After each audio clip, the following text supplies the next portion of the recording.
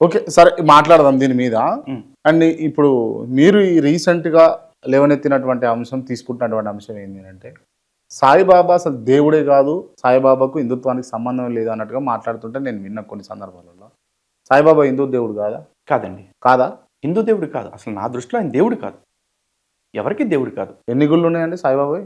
ఎన్నైనా ఉండొచ్చు. ఇప్పుడు ఒక 1,00,000 గుళ్ళు ఆళ్ళకి డబ్బులొస్తున్నాయి కాబట్టి ఆళ్ళు కట్టుకొని ఉండొచ్చు. అంత మాత్రాన సాయి దేవుడవుతారా? సాయిబాబా దేవుడు అని జెప్పేసి సుప్రీం కోర్ట్ గాని, లేకపోతే హైకోర్ట్ గాని ఎవరన్నా చెప్పారా? ఎందుకు ఆ మాట అంటున్నాను అంటే, సాయి విషయంలో కోర్టుకు వెళ్ళింది షిరిడీ సాయి సంస్థానం. షిరిడీ సాయి సంస్థాన్ కోర్టుకు వెళితే సుప్రీం కోర్ట్ వాళ్ళు ఇచ్చిన తీర్పు ఏంటంటే, Saibaba is a mystic secular Saint అని ఇచ్చారు. ఆయన సుప్రీం గాడ్ లేకపోతే గాడ్ అని ఇవ్వలేదు. మిస్టిక్ సెక్యులర్ సెయింట్ అంటే ఒక రహస్యమైన అంటే మార్మికమైన లౌకిక యోగి లేదా సాధువు అని మాత్రమే ఇచ్చారు. ఆయన సెయింట్ అనే అన్నారు, గాడ్ అని అనలేదు. షిరిడీ సాయి సంస్థానికి ఇచ్చిన తీర్పే అది ఒక ల్యాండ్ సెటిల్మెంట్ ఇష్యూలో. అలాగే మద్రాస్ హైకోర్టు విషయంలో ఆల్ ఇండియా సాయి సమాజ్ వాళ్ళు వెళ్ళినప్పుడు కూడా సాయిబాబా ఈజ్ ఏ గురువు అనే ఇచ్చారు అక్కడ. ఇక్కడికి వచ్చే తెలంగాణలో చాదరఘాట్లో ఉన్న ఒక సాయిబాబా టెంపుల్ ఇష్యూలో ఉమ్మడి ఆంధ్రప్రదేశ్ హైకోర్టుకి వెళ్ళినప్పుడు వాళ్ళు ఇచ్చిన అఫిడవిట్లో కూడా సాయిబాబాను ఒక గురువుగానే చెప్పారు, దేవుడిగా ఎవరు చెప్పాల. అండ్ ఆ గురువు కూడా ఎవరికి? హిందువులకో ముస్లింలకో కాదు, ఈజ్ అ సెక్యులర్ సెయింట్ అని చెప్పారు. అంటే సెక్యులర్ సెయింట్ అంటే అన్ని మతాలకి సంబంధించిన వాడు, అసలు ఏ మతానికి సంబంధం లేనివాడు అని చెప్పారు.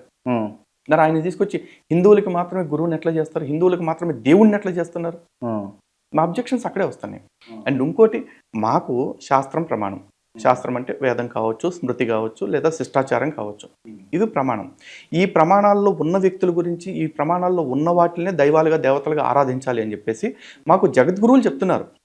ఈ మాట నా సొంత మాట కాదు, శాస్త్రం చెప్తుంది. ఆ శాస్త్రాన్ని అధ్యయనం చేసిన మా ద్వారకా పూర్వ పీఠాధిపతి శ్రీ స్వరూపానంద స్వామి వారు చెప్పారు, సనాతన ధర్మానికి చిత్రామనాయ పీఠాలు ప్రమాణం. కానీ ఆ చిత్రామనాయ పీఠాల్లో ద్వారకా పీఠం ఒకటి.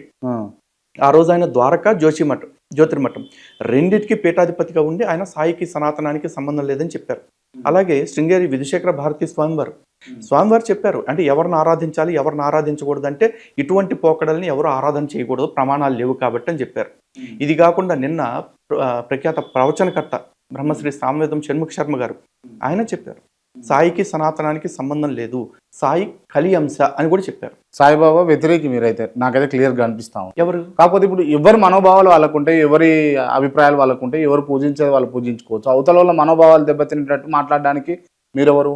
నేను ఇది యాక్చువల్లీ యాక్సెప్ట్ చేస్తాను అండ్ మిమ్మల్ని అప్రిషియేట్ చేస్తానండి క్వశ్చన్ అడిగినందుకు. కారణం ఏంటంటే, ఎవరి మనోభావాలను వాళ్ళు అంటే ఎదుటివాడి మనోభావాలని గౌరవించాలి. అవును. ఇప్పుడు సాయిని వాళ్ళు గురువు అనుకుంటారా, ఫకీర్ అనుకుంటారా, దేవుడు అనుకుంటారా, సాయి భక్తులు ఇష్టం వచ్చినట్టు అనుకోవచ్చు. కానీ సాయి ఇట్ట కాలు మీద కాలు వేసుకుంటే ఇక్కడ శివలింగం పెడతాం, ఈ పక్కన వినాయకుడిని పెడతాం, ఆ పక్కన కృష్ణుని పెడతాం, ఇంకో పక్కన అమ్మవారిని పెడతాం. అంటే ఒక మనిషి, నా దృష్టిలో ఒక ముస్లిం వ్యక్తి దగ్గర మా దేవతల్ని కాళ్ళ దగ్గర పెడుతుంటే, చిన్న రూపాల్లో పెడుతుంటే నా మనోభావాలు గాయపట్టలేదా? అంటే ఈ దేశంలో నా మనోభావాలను ఎవడ కాపాడ్డా? నా మనోభావాల గురించి ఎక్కడ జరిగింది అది?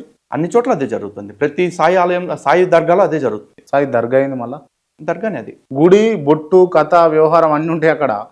చర్చిల్లో కూడా ఇప్పుడు అట్లాగే చేస్తున్నారు. యేసుకి అభిషేకాలు చేస్తారు, అష్టోత్తరాలు చెప్తున్నారు, సుప్రభాతాలు చేస్తున్నారు. ఇప్పుడు చర్చి కూడా అవుద్దా? అవ్వదు కదా. చర్చిల్లో కూడా అక్షంతలు వేస్తున్నారు, కుంకుమ పెడుతున్నారు, అన్ని చేస్తున్నారు. ఇప్పుడు ఇన్నేళ్ల నుంచి లేనిది సాయి దేవుడు కాదు, సాయికి అసలు సాయిబాబాకు అసలు హిందుత్వానికి సంబంధం లేదు, సాయిబాబా ముస్లిం వ్యక్తి అని ముద్ర వేయడానికి ఈ మధ్య కాలంలో వచ్చినటువంటి ఇబ్బంది ఏంది అసలు? మమ్మల్ని ఎందుకు క్వశ్చన్ చేస్తున్నారు అంటున్నా. ఇప్పుడు అడుగుతామండి, వాళ్ళని కూడా అడుగుతాము.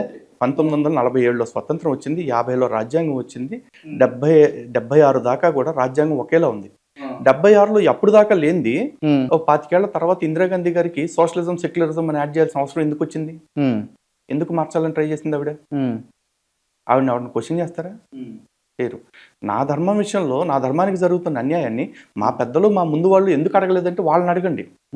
వాళ్ళు తప్పు ప్రశ్నించలేదు కాబట్టి నేను కూడా ఆ తప్పును ప్రశ్నించొద్దంటే ఎట్లా?